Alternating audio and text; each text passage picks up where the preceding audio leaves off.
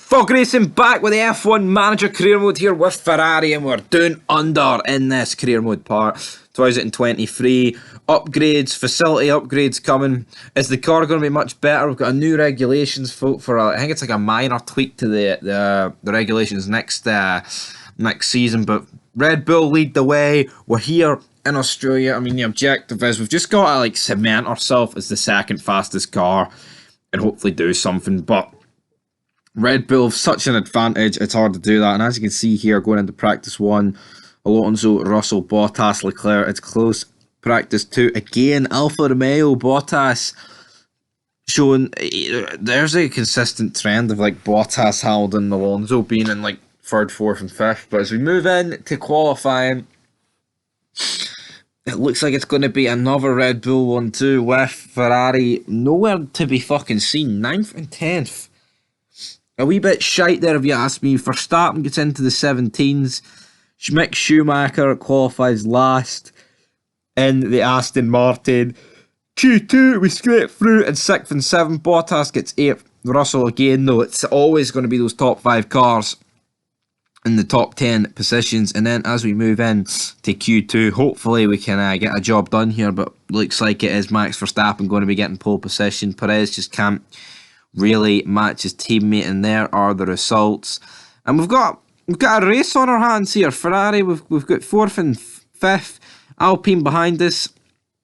Mercedes ahead of us, and a Red Bull. Well, and a Red Bull. 2 Red Bulls to be exact. But, you know, let's just get some points on the board and hopefully capitalise on any mistakes that Red Bull show. But as we go into turn 1, Max Verstappen leads for Sergio Perez, but Leclerc's got a good run on Hamilton. We've started Carlos Sainz on the hard tyre. Don't know if that is going to be a mistake or not. Hopefully, for our sake, it's no mistake. But Hamilton fights back on Charles Leclerc, hangs it down the inside, now turns to the outside. But I think Leclerc's managed to get his nose in front. We move forward here to when we're about to make our first couple of stops. And we've got Perez and Verstappen switching positions. Leclerc not too far behind. Then you've got Esteban Ocon, Hamilton, Alonso, and Carlos Sainz. Moving on to lap 18. Perez and Leclerc have pitted. And Carlos Sainz still on the hards. We're going to just keep him as long as possible. But even look at this, man. Lando Norris is actually overtook us here, which is a bit insane. We've got all these cars battling. Leclerc struggling to clear the AlphaTauris, who are just going very long on their hard tyres. And this is just the sort of stuff that absolutely fucks you in a race. But at this point, we're going to struggle to get to the end. But as you can see, move on to lap 27. Sainz has actually done a pretty decent job of holding up both Red Bulls.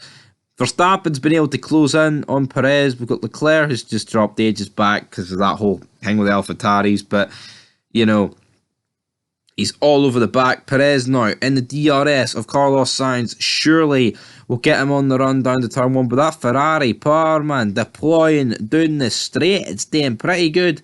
Leclerc's managed to close the gap to 5.1. We're trying to hold them up for our teammate while trying to save our tyres, but it's just not really happening. And Perez takes the lead of the Australian Grand Prix. Verstappen now behind Carlos Sainz as we move into the second half of this race. And you can see, man, the grid is actually pretty close, and then Verstappen overtakes us, and it is all over in that regard. Carlos Sainz pits, and it shows you how close the grid was. He comes out in P15 on the medium tyres to the end, and as you can see, Sergio Perez pits, got a yellow flag in sector 1, and Max Verstappen has dropped behind Charles Leclerc, and it appears that he's had a lock-up. And he was leading this race quite comfortably, and he's just locked up on his hard tyres that looks like he will go to the end of Leclerc. We kind of pushed him over the edge in order to do a 2-stop to go onto the sauce. But Verstappen all over the back of Charlie Boy here, trying to line up a manoeuvre. We decided to pit. Fuck that. Perez, who's flying through the field here, is expected to win this. Moving on though with 5 laps to go. Leclerc overtakes Norris. He's got the likes of Hamilton, Ocon, Alonso ahead. And for some reason, like, even on soft tyres, we just couldn't clear these guys quickly or clear them at all.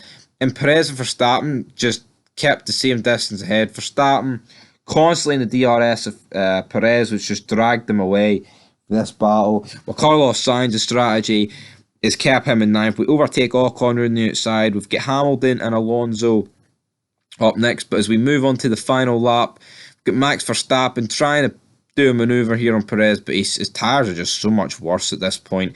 He's getting no hope. So Perez is going to hang on there for a race win. Hamilton, Alonso, Leclerc, Ocon all battling for the final podium place, but we just can't get it. We've got the engine mode set to the most. Alonso thinks he can get the manoeuvre done on Hamilton. He tries around the outside, hangs it, he gets it for that, but he runs wide, which forces Hamilton to go back down the inside. Alonso on the outside. We're sitting in the background hoping for fucking contact here for a podium position.